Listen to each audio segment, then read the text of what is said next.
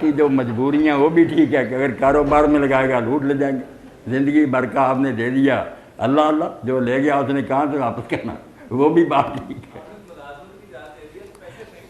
یہاں ایک مضمون مودودی صاحب رحمۃ اللہ علیہ کا وہ میں کہوں گا کہ آپ سب لوگ اس کو بھی پڑھیں، کم از کم ایماندار لوگوں کو تو پڑھنا چاہیے۔ مذہب وہ کہتے ہیں کیش مرداں نہ مذہب گوسفنداں، تنقید ہاتھ میں آئی، کسی نے یہی سوال کیا کہ یہ مجبوری ہے، مولانا نے کہا یار ایک بار فیصلہ کر لو کہ اسلام کا راستہ الگ، دنیا چل رہی دوسرے راستے۔ اگر آپ نے دریا کے بہاؤ پر چلنا تو بار بار اسلام کا کیا پوچھتے ہیں، بیٹھ جاؤ جو ہوگا آگے بھی چلنا، اور اگر اسلام پر چلنا تو یہ مذہب گوسفندہ نہیں ہے کہ بھیڑیں ادھر کو جا رہی ہیں تم بھی جاؤ، یہ ہے کیش مرداں، جوان مردوں کا طریقہ ہے کہ جو کہہ دیا جم گئے، طوفان آئے آندھیاں آئیں نہیں کٹ مکھڑے، نقصان ہو بھلا ہو جمے رہنا۔ اب یہ دو راستے ہیں، کس پر آپ کہیں گے میں جہاد کرتا جاؤں گا سارا دین ختم ہو جائے گا، کسی کی مجبوری شراب ہوگی، کسی کی سود ہوگی، کسی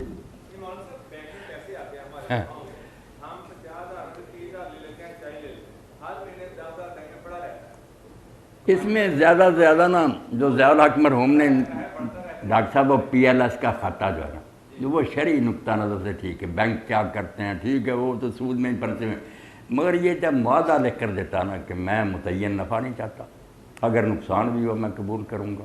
تو دین کے نقطہ نظر سے اس نے بالکل ٹھیک بات ہے کہ میرا یہ کاروبار میں جو نفع ہوگا بانٹ لیں گے، متعین نہیں نسبت سے،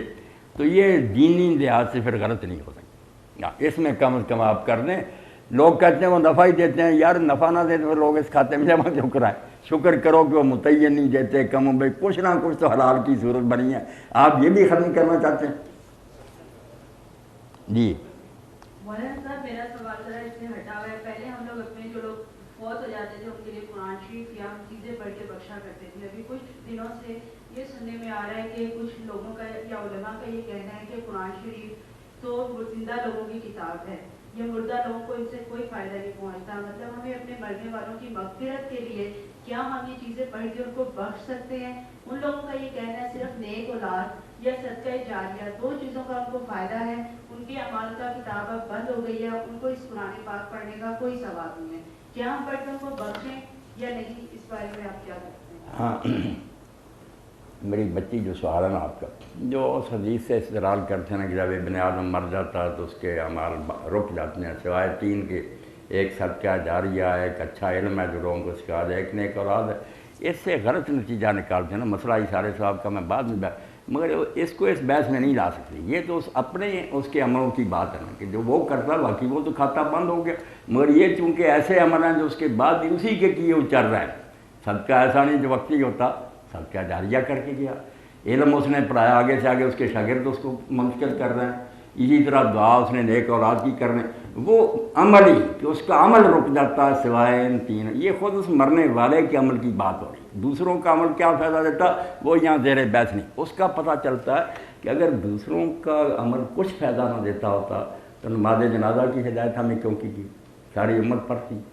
یہ نماز جنازہ پڑھتے ہیں، یہ مرنے والے کا عمل تو نہیں ہم کر رہے ہیں، اس کے لیے دعائیں نفع ہوتا، اسی طرح سکھایا گیا کہ قبرستان کی زیارت کے لیے جاؤ وہاں ہاتھ اٹھا کر بخش کی دعا کرو، اور آگے پیچھے بھی ہم جتنی جی چاہیں کر سکتے ہیں، میں تو اپنے لوگوں کو کہتا ہوں کہ تین دعائیں تو قرآن نے خود بتائی، وہ آپ زیادہ نہیں تو جیسے امام جعفر صادق رحمۃ اللہ علیہ فرماتے ہیں اس طرح کر لو تو اچھا، نہیں تو پڑھ ہی لو، وہ کہتے ہیں دن رات میں 2 رکعت نماز پڑھا کرو کسی وقت، اور اس میں تم پہلی رکعت میں سورہ فاتحہ کے بعد 10 بار جو ابراہیم علیہ السلام کی دعا سورہ ابراہیم میں ربنا اغفر لی ولوالدی وللمؤمنین یوم یقوم الحساب یہ پڑھو، اور دوسری رکعت میں سورہ فاتحہ کے بعد جو نوح علیہ السلام کی دعا سورہ نوح کے آخر میں رب اغفر لی ولوالدی ولمن دخل بیتی مؤمنا وللمؤمنین والمؤمنات، یہاں تک پڑھیں، آگے نہ پڑھیں ولا ظالمین اللہ تبارک، اور سلام کے بعد جو پھر سورہ بنی اسرائیل میں اللہ نے خود ڈکٹیٹ کیا، وہاں اللہ نے خود کہا کہ میں اپنے والدین کے لیے کہا کر رب ارحمہما کما ربیانی صغیرا، میرے اللہ جس طرح چھوٹی عمر میں انہوں نے بڑی شفقت سے مجھے پالا تھا تو بھی ان دونوں پر رہا، یہ 10 مرتبہ 2 نماز کے اندر، ایک بعد میں 10 مرتبہ 2 رکعت پڑھ، اگر نہیں بھی کر سکتے تو چلو یہ دعائیں 3 تو صبح شام 10 مرتبہ پڑھ لیا،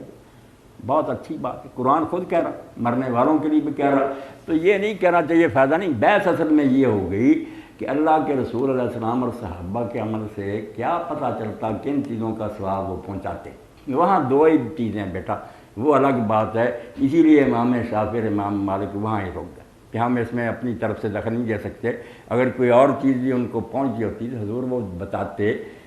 ایک تو دعا، دوسرا صدقہ. صدقہ کسی شکل میں کریں نا، آپ پیسے کسی کو دے دیں، کپڑے دے دیں، اور کوئی خدمت کسی کر دیں، تو ذہن میں رکھیں کہ اس کا جو اجر ہوگا اللہ میری بجائے میرے والدین کے کھاتہ میں یہ صدقہ ثابت ہوا، دعا ثابت ہوا. یہ جو نا قرآن خوانی یا ہم نماز پڑھ کر بخشیں، اس کا آپ کے زمانہ میں کوئی ثبوت نہیں ملا. اس لیے ابن کثیر رحمۃ اللہ علیہ فرماتے ہیں وہ شافعی اور مالک کہتے ہیں دو چیزیں آئی ہیں وہاں رکو. ابو حنیفہ رحمۃ اللہ علیہ اور امام احمد کہتے ہیں وہ بھی بڑے چوٹی کے امام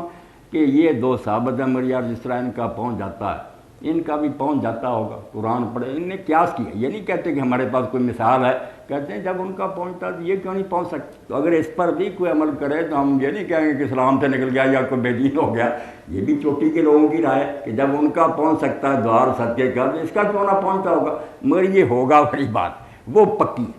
کہ دعا کریں آپ، اور صدقہ جتنی توفیق ہونا تھوڑا ہو یا بعض، اس کے لیے کچھ پڑھنے پڑھانے کی ضرورت نہیں، دل میں ارادہ کافی کہ میں جو دیا کروں گا اللہ یہ میرے والدین یا بزرگوں کے خاتے میں درج کر تو انشاءاللہ نفع ہو. وہ جو اپنا عمل رکنے کی حدیث وہ الگ ہے کہ جو مر گیا اس کے عمل تو ظاہر بند ہو گئے، مگر 3 عمل ایسے ہیں اس کے جو اب بھی چل رہے ہیں، دوسرے نہیں دے رہا ہے، وہ اس کا ہی عمل ہے، صدقہ جاریہ، علم نافع اور نیک ہوا.